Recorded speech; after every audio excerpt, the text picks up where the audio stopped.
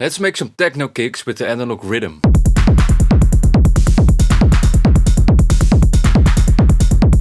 Hi folks, Melvin here from Optoproductions.com. I've still got the Rytm MK1 here, but you can follow along with the MK2 in exactly the same manner, although some of the knobs may be in different positions. But today I want to show you how to use Soundlocks to create a techno kick. Of course there are lots of ways to create techno kicks, but this method only uses one track and we don't even need to dedicate the delay or reverb to it. So that's great. Right, but before we create a sound lock, you first need to add some sounds to the sound pool. And the sound pool is like a browser where you can create presets for each synthesis engine. So I'm basically gonna create 2 kick drums, a short one for the punch and a longer one for the rumble. So let's start with the punch. Okay, so I'm gonna use the BD Sharp engine and I'm gonna increase the hold. Let me turn up the level as well. Add some tick. A bit more sweep depth. And decrease the sweep time a little bit.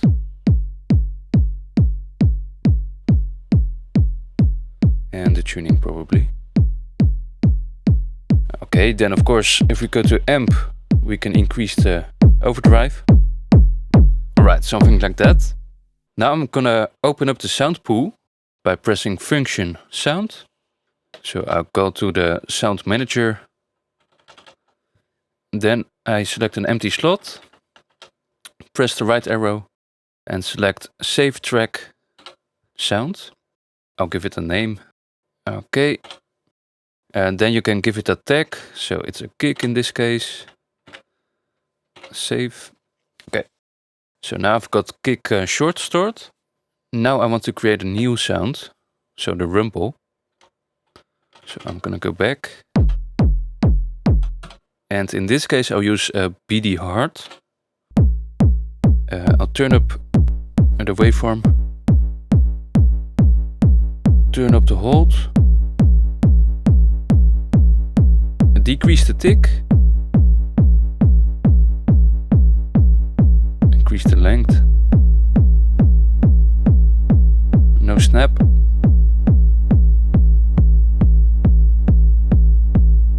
Decrease the sweep time to noon. And lower the pitch.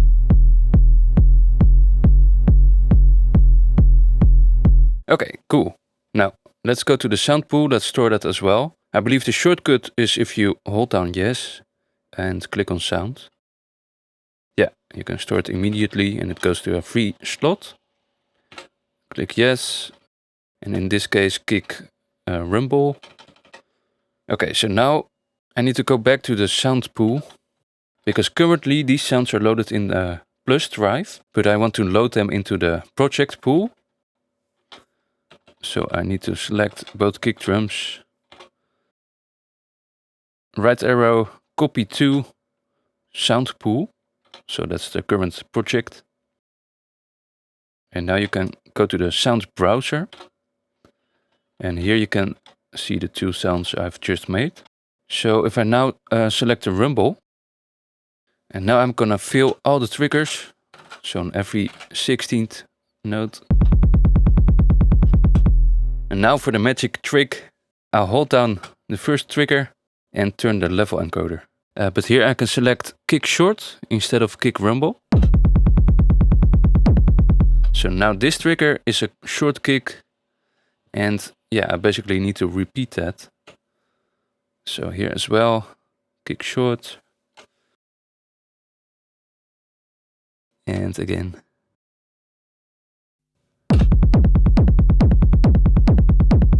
Ah, look at that. That's pretty powerful. So now we've got 2 different sounds on one track. And the cool thing is, since it's all on one track, they automatically choke each other. So these 2 sounds never overlap. And this makes it really tight and punchy. Of course you could also use these 2 drum tracks, so the rim shot and the clap. As you can see there's like a cymbal in between. and this shows both are linked. So this is also a choke group, or this one, or this one. But yeah, I'd like to have plenty of room for other sounds. So that's why I use this method. Now it's important to remember that the short kick is basically sound locked right now. So if I make changes, so for example, I add a filter, this only applies to the rumble kick. There isn't actually a way to switch between the two. But what you can do is you can hold the trigger, make some changes,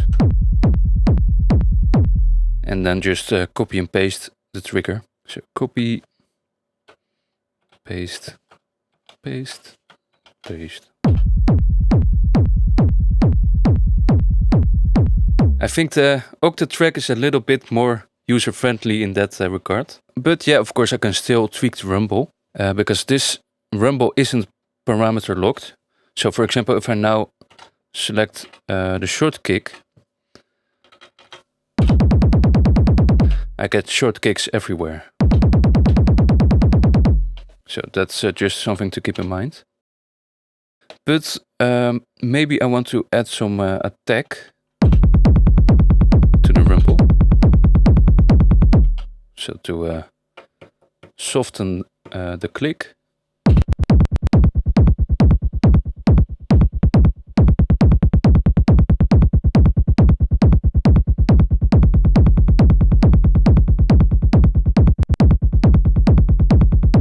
Maybe I want to tune it some more.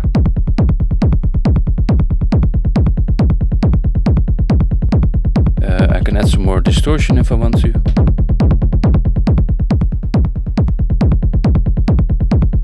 Or some reverb, delay.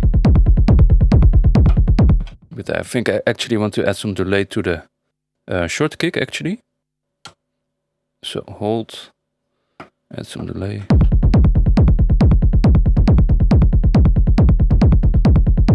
And maybe just some, not all.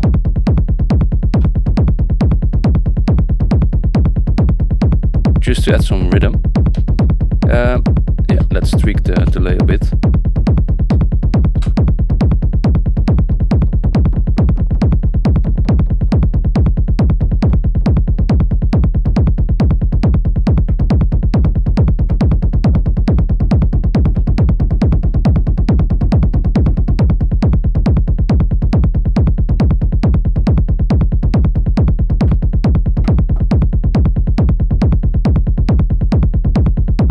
Okay, and yeah, of course we can still add some master effects. So the distortion. Oh. Let me lower the volume.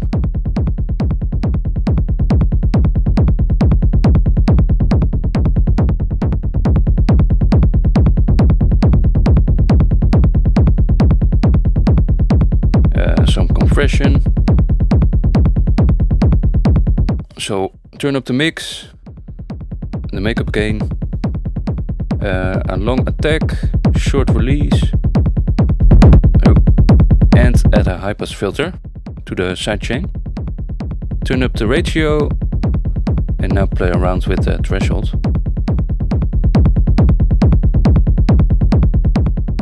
So that's too far.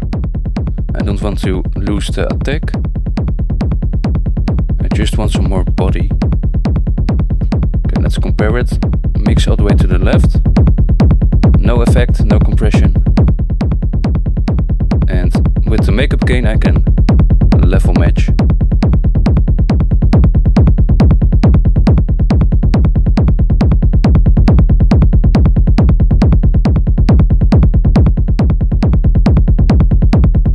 Alright, cool. But yeah, just remember to save your kit from time to time, and of course your project. But I really do like this sound locking technique, as it's a good way to create advanced sounds. And of course, you only use up one track, so that's great. So I can still use my snare drums.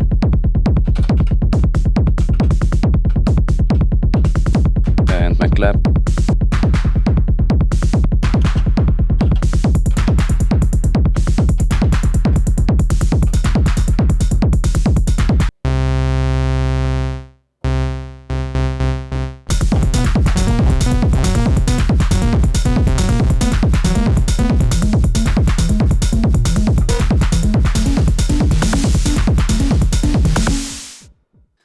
Alright, that's it.